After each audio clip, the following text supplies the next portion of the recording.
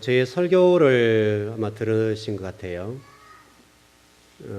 제목은 간단하게 왔습니다만은 그 내용이 저로 하여금 목사로 살아가는 그거에 대한 행복이랄까요? 그런 거였습니다. 오리지널 메시지 그런 딱 한 구절에 이런 글이 왔습니다. 그리고 매 주일마다 설교를 메일로 넣어주세요. 이제 그런 내용이었습니다. 이제 그분이 제가 전번에 그 믿음에 관한 설교를 2주를 했지 않습니까? 우리 요한계시록 공부하면서 그 내용을 아마 설교를 들으셨는데 그걸 들으시고 그런 얘기를 하셨더라고요. 그런데 이런 얘기를 들으면 목사는 좀 힘이 나죠. 제가 다른 거 보고 하는 사람이 아니잖아요. 오직 그거 하나 보고 하는 사람인데 그거에 대한 힘을 얻고 또 어떤 신앙이 뭔지를 알았다고 말씀하시니까 목사로서 존재 이유가 생기는 것이죠. 참 목사 되기 잘했다. 왜냐하면 또 이런 믿음에 관해서 한국교회의 어떤 전통이 있기 때문에 아무리 성경적으로 여러분이 가르쳤다 하더라도 부담 있는 건 사실이거든요. 왜냐하면 한국교회의 정서가 있잖아요. 그런 전통이 있어서 그런 설교는 상당히 제가 부담스러운 설교이고 또 그런 설교를 한다는 자체가 굉장히 사실은 어렵습니다.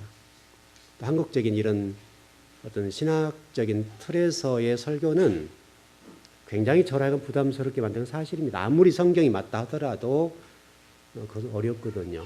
이제 그런 부분입니다.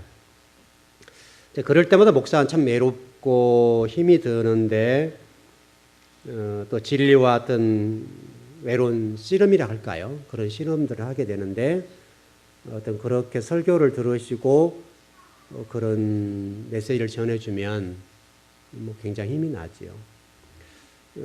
여러분에게도 정말 그랬으면 좋겠습니다. 우리 교회에서 전해지는 메시지가 참 도가 증거되고 여러분 한 분 한 분들이 하나님의 자녀로서 바르게 길을 걸어갈 수만 있다면 저는 만족합니다. 다른 거 제가 바라는 게 없으니까 이제 그거 하나죠.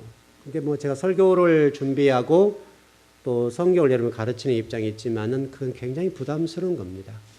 왜냐하면 특별히 하늘의 어떤 신령한 것들을 인간의 언어로 풀어서 여러분들이 설명을 해야 되는 부분들이니까 굉장히 부담스럽습니다. 어렵고요. 여러분들은 어떻게 하나님의 말씀을 경청하시고 들으신지 모르겠지만은 그래서 오늘 주일 설교, 주일 오후, 수요일, 금요일 또 새벽 예배 나오신 분들 새벽 예배 이런 설교나 성경 공부는 그냥 소홀히 할 수가 없잖아요. 항상 최선을 다해야 되니까 굉장히 쉽지 않지만은 저에게는 면류관이죠. 참 좋은 거라고 생각합니다. 또 제가 성격적인 부분도 있겠지만은 설교나 성경 공부들을 대충 이렇게 한번 건너뛰고 이런 사람이 아니잖아요. 그렇게 좀 이렇게 쉽게 가면 조금 나은데 그렇게 하지 못하는 성격적인 부분이 있어서 어떤 성경을 가르치거나 설교하는 부분들이 그렇게 쉽지는 않습니다. 매 주마다 매 성경 공부마다 굉장히 어렵습니다. 아무리 어떤 어려운 일, 힘든 일이 있다 하더라도 또 시간이 촉박하더라도 잠을 못 자고라도 잠을 줄여가면서 준비를 해야 되잖아요. 그런 것들이 쉽지는 않습니다. 오늘 또 말씀을 열어볼 텐데 여러분 잘 들으시고 여러분의 신앙에 좀 유익이 됐으면 좋겠습니다. 제가 아마 여러분들에게 우리 즐거운 교회 여기 개척한 다음에 이런 얘기를 많이 했을 겁니다. 여러분 신앙인으로서 좀 잔을 많이 채우세요. 빨리 채우세요.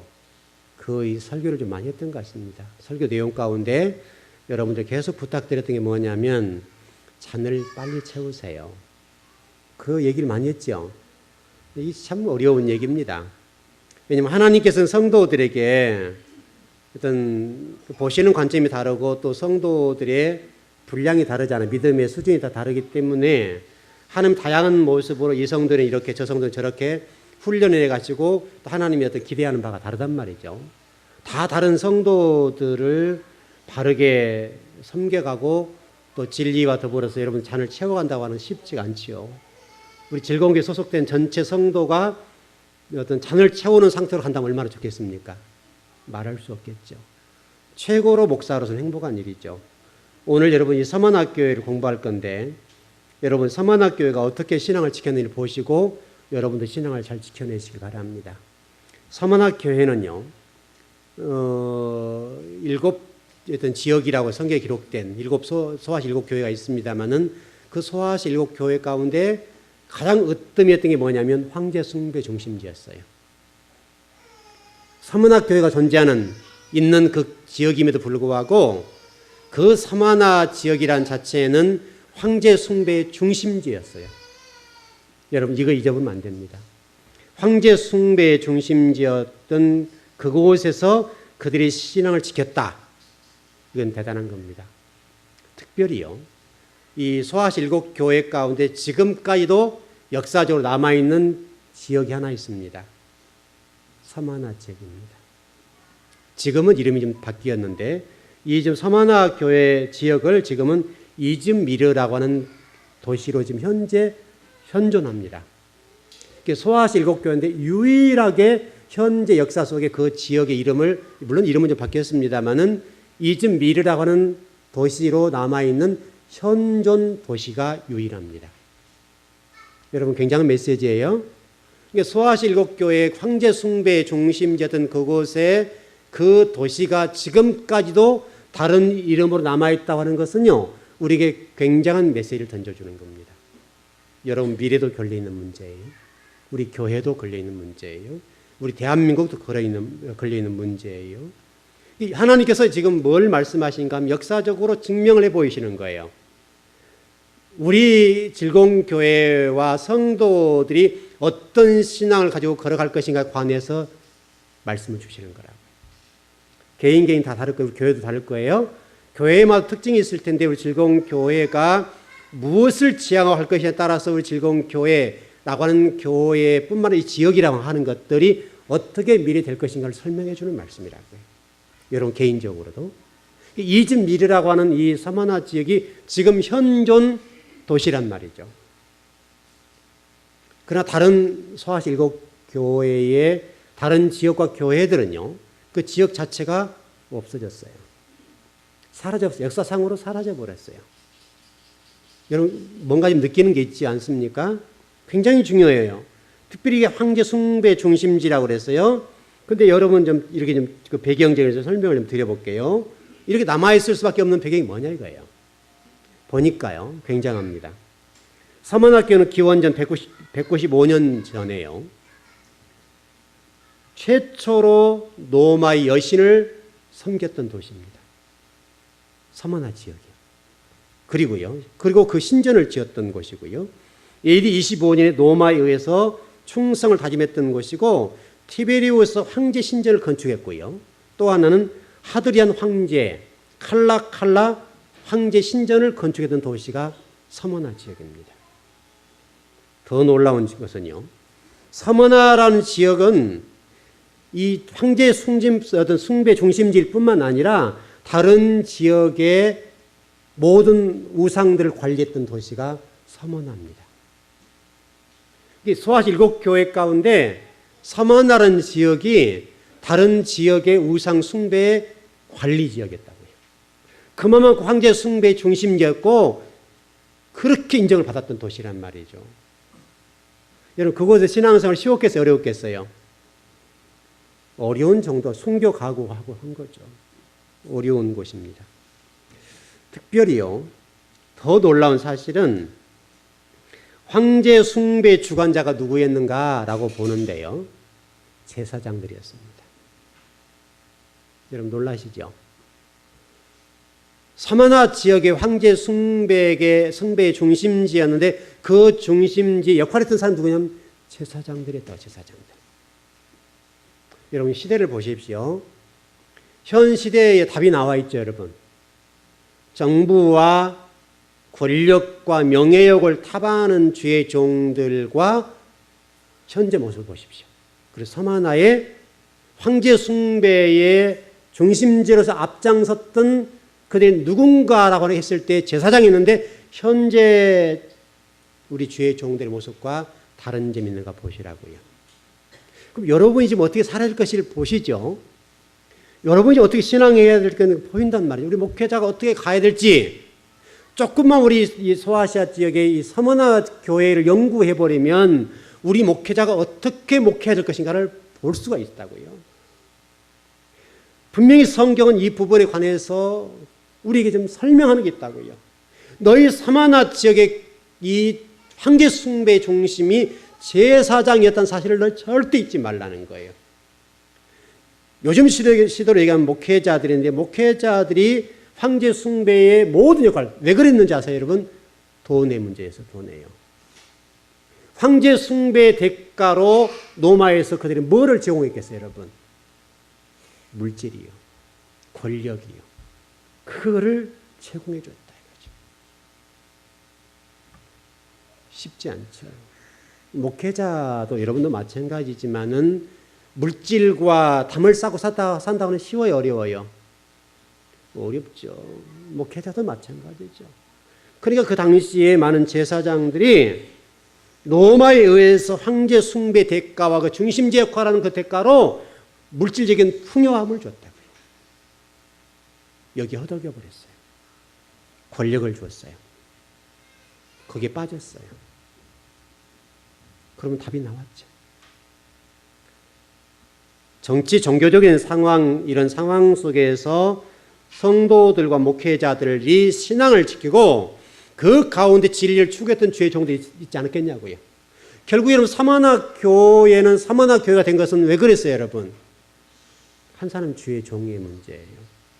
한 사람의 주의 종이 그런 어떤 정치, 종교적인 상황 속에서도 진리를 붙잡고 순교를 각오하고 교회를 지켜낸 거예요.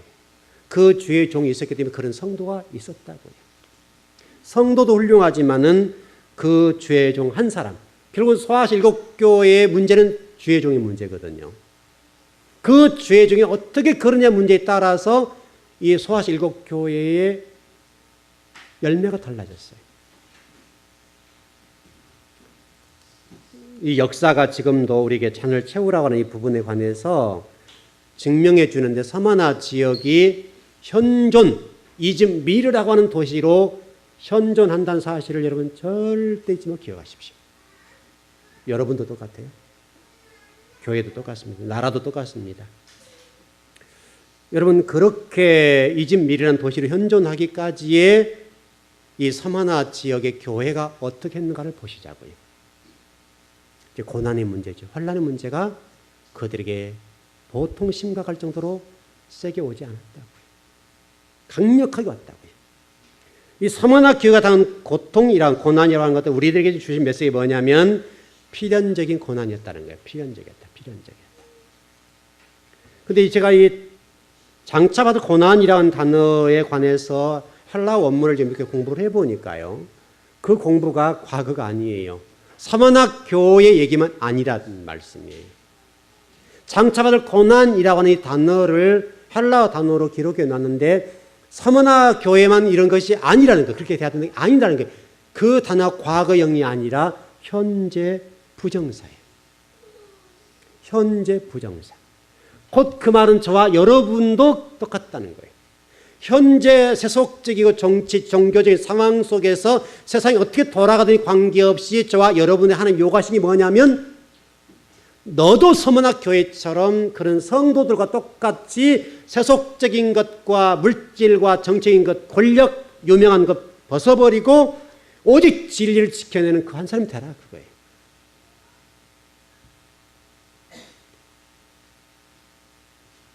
서머나 교회에 주어진 고난은 교회 공동체적인 시험이었습니다. 그 헬라어 단어를 보니까 고난이라는 그 단어와 더불어서 보니까 그 단어가 뭐냐면 희나라고 하는 단어예요. 희나. 이게 시험의 목적에 관한 설명이에요. 하나님께서 소아시아 일곱 교회까지 서머나 교회에게 고난을 주신 목적이 무엇이었겠는가를 증명해 보이는 말씀이에요. 여러분도 지금 제가 계속 설교했던 내용과 똑같은 거예요. 무슨 내용인가 하면 서머나 교회를 시험하신 목적이 딱 한 가지. 무슨 얘기인가 하면 거짓된 믿음을 가진 자와 진실된 믿음을 가진 자를 구별하겠다 그거예요. 고난을 주어보면, 핍박을 주어보면, 환난을 주어보면 그 고난 속에서 믿음이 있는 사람과 믿음이 없는 가짜가 딱 나눠지더라는 거예요. 그거 하나예요. 서문학 교회에 주신 것은 그거 하나밖에 없어요, 여러분. 그 시험이라고 하는 것은 그러나 여러분 영원한 것이 아니라 한정적인 시험이었다는 거예요. 여기에 희망이 있어요, 여러분. 여러분에게 주어진 어떤 시험과 환난과 고난이 있을 텐데 하나님 여러분들을 달아보신단 말이에요. 쉽게 설명하면 네가 가짜인지 진짜인지를 달아보시는데 그 환난과 고난과 고통이라고 하는 것이 영원하지 아니하고 딱 한계가 정해져 있다는 거예요. 그래서 오늘 본문에서 그것을 10일이다 그렇게 되어 있어요. 성경은 일관되게 이 문제를 다루고 있어요. 여러분 우리 이사야서 말씀 보면 여러분 그런 말씀 있지 않습니까? 교회가 뭐냐에 대해서 설명하면서 교회는 타작마당이야. 또 우리 복음서에 보게 되면 교회가 뭐냐라고 설명하면서 교회는 알고와 쭉정이를 나누는 곳이다. 여러분 똑같지 않습니까? 여러분 이 10일이라고 하는 이 내용들은 그냥 사도 요한이 그냥 지어낸 말이 아니고요. 다니엘서 말씀을 인용한 말씀이에요. 다니엘서 여러분 1장에 보게 되면 10일이라는 말이 나와요. 근데 3번 나와요. 그 내용이 여러분 다니엘과 세 친구 얘기에 나오는 거 아닙니까? 음식 문제까지 나왔다고요. 그러니까 바벨론의 음식, 그 호화로운 기름진 음식과 우상 숭배했던 음식에 관한 부분과 다니엘이 그걸 거부한 내용과 여러분 쉽게 설명하면 풀만 먹고 살겠다 이 말이잖아요. 그것과 비교해서 어떤 사람의 얼굴이 더 광채가 난지를 시험해보자 그 얘기죠, 여러분. 느부갓네살 왕이 그 얘기를 한 거 아닙니까? 먹으라 하니까 나는 죽어도 못 먹겠다. 왜? 바벨론 왕이 준 것 자체가 우상을 생각했기 때문에 안 먹고 바벨론의 사람 음식 준 것들은 다 우상 숭배했던 음식들이었단 말이죠. 그래 다니엘은 못 먹겠다 이게 나는. 그 대신 시험을 해보자. 나는 채소 먹어볼 테니까 당신들이 기름진 음식을 먹어보고 10일 후에 어떤 사람이 더 건강한지 보자 이거죠. 여러분 그 말씀이 그 말씀. 그 말씀을 사도 요한이 이 서문학 교회에게 인용해서 말씀하고 있다고요. 여러분 특별히 오늘 본문에 그런 말씀 되어 있습니다만은 그 고난과 환난과 고난이 오는데 죽도록 충성하라고 하잖아요. 죽도록 충성하라. 근데 좀 충성하라고 하는 단어보다는 제가 그 원문을 보니까요. 충성하라고 하는 것은 조금 해석상에 좀 문제가 있고요. 신실하라 그런 말이에요. 신실하라. 왜냐하면 충성하라고 하는 말은 일이 목적이죠. 맞지 않습니까? 충성하라고 하는 것은 일이 목적이 되는데 신실하라는 말은 무슨 것이 목적이에요? 마음이잖아요, 여러분. 이해되셨죠? 하나님이 알고 싶으신 것은 여러분 일 문제가 아니라 마음이 마음. 어떤 고난이 오고 어떤 환난과 시험이 온다 할지라도 내 마음이 진리와 더불어서 하나님과 더불어서 바르게 서 있고 어떤 상황 속에서 신실한 모습을 보여주죠. 여러분 그게 믿음과 똑같은 얘기죠. 헬라어 히브리 단어 에무나라는 단어가 똑같은 말이잖아요, 여러분. 그러니까 성경이 하나로 쫙 연결되어 있잖아요. 어떤 고난이 왔을 때 우리가 흔들린 게 뭐예요, 여러분? 마음이잖아요, 결국 마음. 하나님은 저와 여러분들이 이제 서문학 교회를 통해 말씀하는 게 뭐냐면 여러분의 어떤 고난이 오는데 한정되어 있는 어떤 고난이 온다 하더라도 네 마음 상태가 하나님과 더불어 진리와 더불어서 신실하게 응답할 수 있느냐 그거예요, 지금. 우리에게 물으시는 것은. 특별히 충성한 사람들에게 여러분 그 성경에 설명하기를 생명의 멸류관을 주겠다라고 설명이 되어 있잖아요. 생명의 멸류관이라고 한다면 우리가 죽음 다음에 멸류관의 종류를 생각하게 되죠. 근데 이것은 그런 것 같지는 않고요. 여기의 말씀을 보니까 이 말씀은 영원한 생명을 주겠다. 우리 지난 수요일 금요일 공부했던 게 뭡니까? 영생의 문제를 다루었죠. 영생의 문제를 다루는데 이 영생의 문제는 좀 한국에 쉽지 않습니다. 사후의 문제로 생각하기 때문에 쉽지 않은 내용들인데 여러분 공부하신 분은 다 정리되셨죠? 수요일 금요일 오신 분들은 오늘 처음 오신 분들에게는 조금만 설명을 드려 가겠는데 영생의 문제는 여러분 사후의 문제가 아니에요. 여러분 만일 그렇게 된다고 한다면 복잡해져요. 신학적 교리적으로. 한국 교회가 교리적으로 그렇게 가고 있습니다만 여러분 조금만 생각하고 조금만 질문해보면 달라져 버려요. 왜냐하면 영생이라고 하는 것은 영원히 사는 문제잖아요. 그렇다고 여러분 천국 간 사람과 지옥 간 사람이 영원히 살아요, 안 살아요? 지옥 간 사람들은 죽어요, 살아요? 살지요, 여러분. 영 버리지만. 영원히 사는 문제는 지옥과 천국이 똑같다고요. 그게 벌을 받느냐, 기쁨의 삶을 사냐, 행복한 삶을 사냐 문제, 즐거운 삶을 사냐 문제지 영원히 사는 것도 똑같다고요. 그러니까 영생이라고 하는 것은 지옥 가는 것도 영생인 거예요, 여러분. 맞습니까? 그래 여기서 영생이라고 하는 것은 예수 그리스도를 구주와 주님으로 고백하는 그것과 더불어서 하나의 이름이 하나 되는 것을 영생이라고 그래요. 제가 성경 우리 요한복음 17장 또 5장 우리 수요일 금요일 공부할 때 제가 다 펴서 설명드렸죠. 여러분 성경을 한번 읽어보시면 요한복음 읽어보시면 17장 같은 3절입니다. 한번 읽어보시면 영생이 뭔지 설명해. 영생은 예수 그리스도 구주와 주님으로 믿는 것, 또 하나님을 알아가는 것 설명해 놨다고요. 그게 영생이에요, 여러분. 영생. 왜냐하면 생명이 여러분이 뚫고 들어가니까요. 그게 영생 아닙니까? 여러분 예수 우리 씨 뿌린 비유를 제가 설명을 드렸으면 씨 뿌린 비유에서 여러분 마음밭 저쩌고 얘기 나옵니다만은 우리는 어차피 여러분 마음이 밭이 뭐를 어떻게 할 수 있어요? 할 수 없어요, 여러분. 여러분 밭에서 여러분 밭이 돌을 골라낼 수 있습니까? 못합니까? 못하잖아요. 결국은 주인이 와서 해줘야 돼요. 그러니까 생명의 씨가 뚫고 들어가야 산단 말이죠. 그 씨 뿌리는 비유는 그 문제를 다루는 거예요. 예수 그리스도 생명을 다루는 거예요.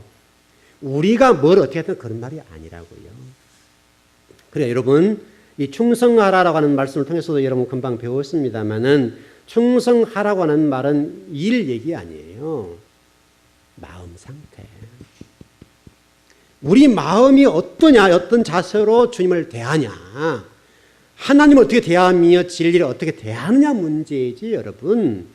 내가 이 일을 해서 하나님 어떻게 해 주실 것이다 이런 것은 아니라고 여러분. 그래서 우리 교회는 일하는 교회가 아니잖아요. 예배 드려라, 말씀 배워라. 그거 중심이라고요. 그러다 보면 언젠가 열심히 예배 드리고 은혜 받고 말씀에 깨달음이 오고 말씀이 우리를 뚫고 들어와서 내 속에 성령 역사하시게 되면 일하지 말라도 일하잖아요. 우리 교회는 죽도록 일하잖아요.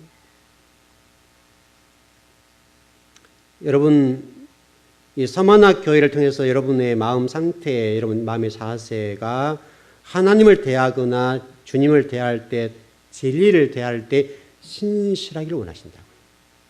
그리고 고난의 문제도 마찬가지고요. 환난의 문제도 마찬가지. 어떤 여러분의 어려운 문제가 왔다면 그 어떤 어려운 문제 때문에 내 신앙이 흔들리는가 안 흔들리는가. 하나님을 향한 그 신실성과 진리 말씀 배웠던 것들이 흔들리는가 견고한가를 확인해 보라 그거예요. 이 요한계시록에 나와 있는 오늘 본문의 말씀뿐만 아니라 다니엘서 1장에 나와 있는 이 문제는 레위기 11장 정한 음식과 부정한 음식과도 다 연결되어 있습니다. 여러분 전번에 레위기에서 공부했던 것처럼 정한 음식, 부정한 음식에 관한 문제를 다룰 때에 음식이 문제가 아니라 그랬죠. 물론 음식이지만은 실질적으로 신약 성경에서 해석하기는 그것은 예수 그리스도라고요. 예수 그리스도. 혹시 오늘 예배당에 오신 분들 가운데 어떤 어려운 문제가 있을 것이고 또 세상을 살다 보면 여러분 어렵지 않습니까? 진리를 지켜내는 어떤 일들 때문에 내가 신앙생활하는 그 어떤 것들 때문에 고난을 당하고 어려움을 당하고 있다고 한다면 여러분 이겨내십시오. 그게 복입니다. 그 과정을 통해서 하나님은 저와 여러분들에게 여러분의 신실성을 요구하시고 신실성을 보고 싶어 하세요. 그 신실성을 봐버리면 끝이에요. 그 뒤로 하나님 다루지 않으세요. 제가 그 창세기 공부할 때 그런 말씀을 늘 드렸지만은 하나님께서 우리 아브라함을 다루실 때 또 평가하실 때 그런 말씀 있잖아요. 우리 22장의 말씀을 통해 나누었지 않습니까? 100세 낳은 아들을 모리아산에 드리라 했을 때 여러분 쉬워요, 어려워요? 굉장히 어려운 거죠. 어렵습니다. 어떻게 여러분 아들을 모리아산에 드릴 수가 있겠습니까? 어려운 문제잖아요. 그러나 여러분 아브라함은 하나님에 대해서 확실히 믿었다고. 전번에 이상 문제를 제가 다룰 때 설명드렸죠. 이상 얘기를 드릴 때 여러분 정리가 되셨잖아요. 그때 하나님이 말씀한 게 뭐예요? 이제야 네가 나 경외한 줄 알아서. 끝났다 이 말이야. 다시는 너에게 시험하지 않아. 다시는 너에게 그런 환란의 문제를 때 너 마음 다뤄보지 않을 것이다. 딱 그 말이었잖아요. 하나님 지금도 똑같아요. 여러분 가운데 어떤 어려운 문제가 있거나 여러분의 어려움을 주는 분들이 있으실 텐데 그 어려움을 주시는 분들은 여러분들을 훈련하시는 선생님이십니다. 아시죠, 여러분? 여러분에게 어려움을 주고 핍박하는 어떤 누군가가 있다고 한다면 하나님은 그분을 붙이신 자예요. 왜 붙이셨는가 하면 여러분을 신실하게 만들고 거룩하게 만들기 위해서 그분을 붙여주셨습니다. 그러니까 여러분 저 왼수 이러지 마시고 하나님이 나를 사랑하는 선생님을 붙여주셨네. 스승님으로 대하시라고요. 웃으시고 이제 여러저러 얘기가 나오는 것 같아 보니까 여러분 선생님을 잘 섬기십시오. 선생님은 그림자도 안 밟죠. 선생님은 그림자도 안 왼수가 아니라 선생님은 그림자 안 밟습니다. 물론 지금은 뭐 때리기도 하던데 여러분 지금 세상이 좀 그렇게 돼서 그렇지 원래 그러면 안 되는 거잖아요. 하나님은 저와 여러분에게 어떤 분량까지 성숙하고 성장하기까지 그 선생님을 하기 위해 훈련시켜 주실 겁니다. 그럼 감사한 거예요? 안 감사한 거예요? 감사지요. 왼수 아니에요, 여러분? 그분을 잘 섬기시라고요. 근데 이제 여러분들이 이런 함정에 빠질 수 있어요. 저 왼수 배기 싫으니까 내가 도망간다. 이럴 수 있습니다. 도망가 보십시오. 도망간 그 자리에 하나님 다른 이름 가지고 와서 다른 방법으로 훈련할 겁니다. 더 셉니다. 더 훈련 셉니다. 그 훈련은요, 거기서 받으면 끝날 것을 2배, 3배가 힘듭니다. 눈물을, 콧물을 흘려야 됩니다. 있는 자리에서 훈련 받으십시오. 1년 있는 자리 훈련 받으셔서 하나님이 여러분들을 귀하게 쓰시고 거룩한 그 자리까지 인도하실 때까지 들이시라고요. 왜냐하면 저와 여러분들을 죽이기 위한 목적도 아니고요. 여러분 고난 주기 위한 목적이 아니라 무슨 목적이라고 그래요? 신실한 성도를 만들기 위해서. 하나님 저와 여러분을 거룩한 성도 만들기 위해서 그 일을 하고 계시는. 누가 고생하시는 거예요 지금요? 하나님이 고생하세요. 저 때문에. 여러분 저렇게 질문이 나와야 된다니까요. 여러분 마음속에서 지금 쟤는 왜요? 라고 나오잖아요. 쟤는 이해를 못하니까 지금. 여러분 분명히 이해되셨죠? 여러분들은? 이해되셨죠? 이렇게 보시죠. 여러분 자녀 사랑하시죠? 사랑하시죠? 근데 자녀들을 현대 그리스도인들이 참 훈련할 때 보면요. 참 제가 옛날 사람이라서 그런지 모르겠는데요. 물론 제가 옛날 사람이지만 나이가 좀 들었지만은 그래도 사고는 옛날 사람이 아닙니다. 사고는 항상 열려 있거든요. 언제든 제 어떤 것도 버릴 자세가 되어 있습니다. 이제 그러니까 공부도 할 수 있는 것이죠. 제가 가지고 있는 지식이 있고 제가 가지고 성경의 관점이 있지만은 저는 언제든 새로운 것을 발견하면 버립니다. 그런 마인드는 되어 있다고요. 훈련할 때 보게 되면 제가 자녀들을 볼 때 부모의 문제죠. 자녀의 문제는 누구의 문제예요? 부모 문제예요. 부모 문제인데 우리 부모 입장에서 호흡 불어서 키우고 싶잖아요. 근데 여러분 그렇게 키워놓으면 어떻게 될까요? 그런 자식이 여러분과 영원히 살 수 있나요? 여러분은 언젠가는 그 자식을 어디다 내놔야 돼요? 험난한 세상 속에 내놔야 되잖아요. 험난한 세상 속에 내놓아야 되기 때문에 여러분의 그 뭐랄까요? 그 온실 속이라 합니까? 표현이 좀 어쩔지 모르겠는데 온실 속에 가둬서 호흡으로 키워놓으면 그 자식은 어떻게 될까요? 세상 속에 나가면 감당 못해요. 견디지 못해요. 근데 우리 부모는 그걸 몰라요. 강하게 키우셔야 강하게 내모으셔야 된다고요. 내모으셔서 여러분의 자녀가 살 곳은 여러분의 가정이 아니라 세상이라는 거예요. 세상. 근데 우리 부모들은 그걸 놓쳐요. 호흡 부는 것은 중요하지만 호흡 불어서 키워놓으면 그 자식 세상 속에 가서 사람 못해요. 여러분들 보시면 제가 온화하게 보이시나요? 우리 자녀들하고 한번 물어보십시오. 우리 민혁이한테 물어보시라고요. 아빠는 무섭다. 제가 무섭게 안 하거든요. 우리 민혁이한테 물어보면 제일 무서운 사람은 목사님 그래요. 제일 무섭대요, 제가요. 왜요? 단호하니까. 어떤 면에서는 단호하니까.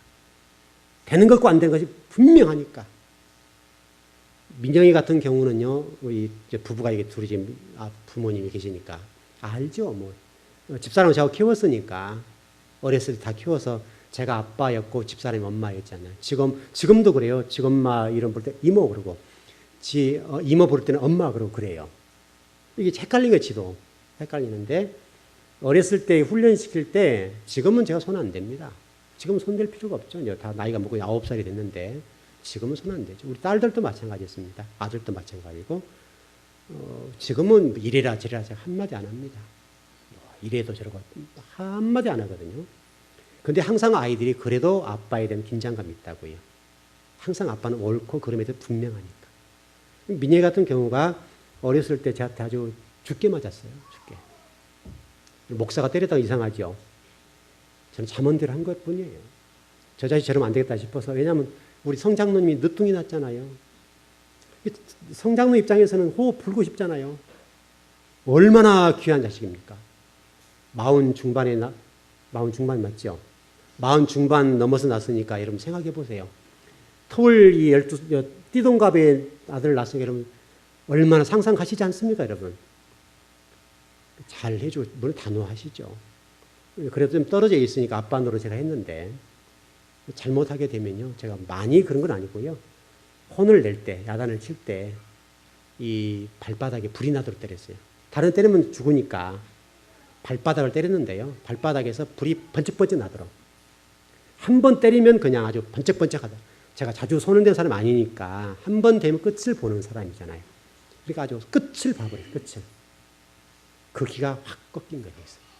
그리고는 미녀가 한마디 딱 힘이 들어가면 끝나는 거예요. 지금도 제가 평소에 아무 얘기 안 하지만 미녀가 이렇게 해서 힘을 조금만 주면 미녀에게 발발발 기어요. 예, 목사님. 이제 막 달려와서 아양을 들고 바로 꼬리를 내려요. 왜냐하면 알잖아요. 저 사람은 손대서 뭐 한번 잘못되면 큰일 난다. 아니까요. 바로 꼬리 냅니다. 그래서 바르게 키운 거죠. 민혁이 어디 가든지 지금 감사한 것은 학교 지금 생활하는데 학교에서도 항상 칭찬됐습니다. 물론 지 엄마 아빠가 잘했죠. 이제 그 뒤로 손을 안 댔으니까 제가 잘했는데 학교 가면 항상 칭찬받고 돌아옵니다. 자, 여러분 자녀들과 여러분도 똑같습니다. 제가 여러분들을 훈련 나갈 때 여러분들을 온실 속에 있는 화초처럼 키워놓으면 여러분 세상 속에 나가서 못 삽니다. 감당 못해요. 여러분 자녀 똑같습니다. 여러분 자녀를 훈련할 때 강하게 훈련시키셔야 됩니다. 세상 속에 나가서 일할 수 있도록 만들어 놓으셔야 된다고요. 근데 여러분은 여러분 자녀들을 훈련할 때 그렇게 하지 못하는 경우도 있단 말이죠. 단호하고 때로는 지도할 만큼 위험을 보이고 말에 대한 명이 있을 수 있도록 여러분 하셔야 됩니다. 왜냐하면 여러분 애들 성장하면요, 여러분 품 떠나야 됩니다. 뭐 지금도 뭐 저희들 식구들 많지만은 애들이 다 컸잖아요. 다 커서 이제는 뭐 시집가고 장가갈 나이가 됐으니까 이 아이들 밥 먹을 때도 뭐 없어요. 달랑 집사람하고 저하고 앉아서 밥 먹거든요. 지금도 그래요, 지금도. 둘이 앉아서 밥을 먹어요. 그럼 아이들 이렇게 기다리면 다 11시, 12시에서 들어오고요.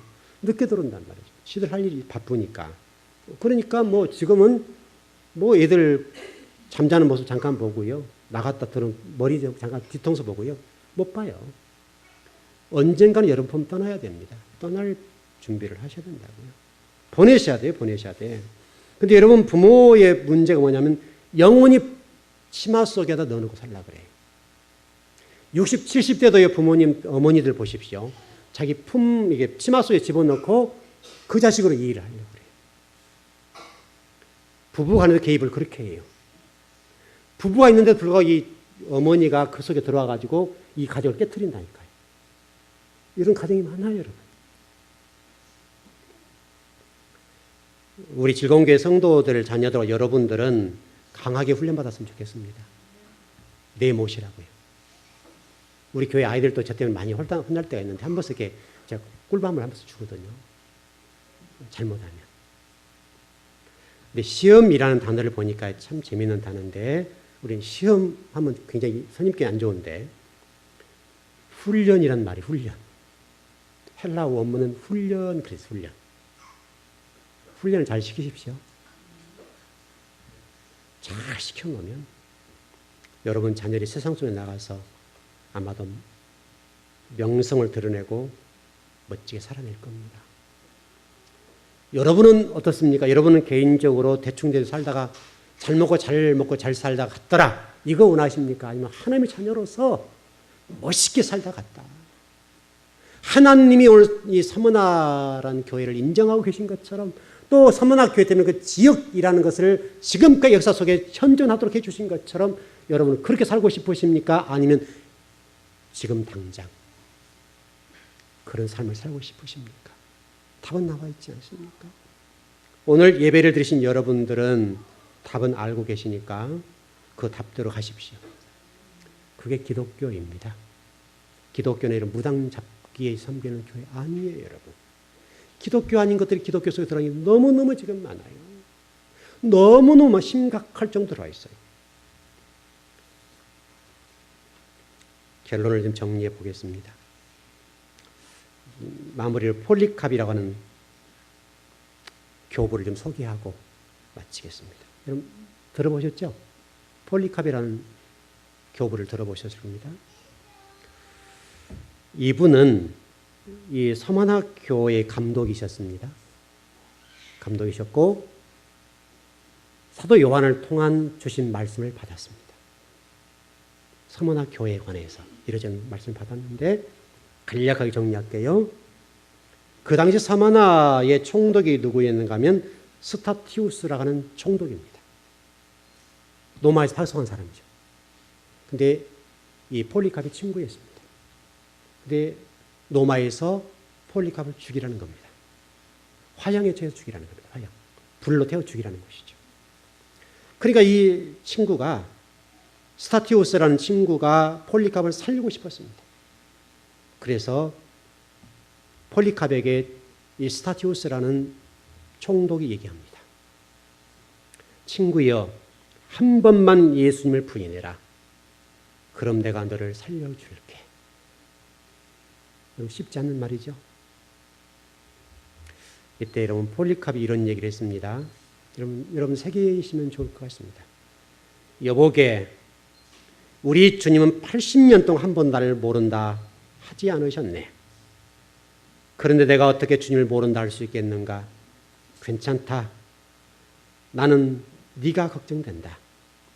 너희들은 잠시 타다가 꺼질 불로 나를 위협하지만 영원히 끊이지 않는 불이 너희들을 위해 준비되었는데 너희들은 어떻게 할 것인가? 멋있죠, 여러분? 그리고 폴리캅을 이제 묶어서 이게 화형대 위에 올리죠. 올릴 때 폴리캅이 이런 얘기를 했습니다.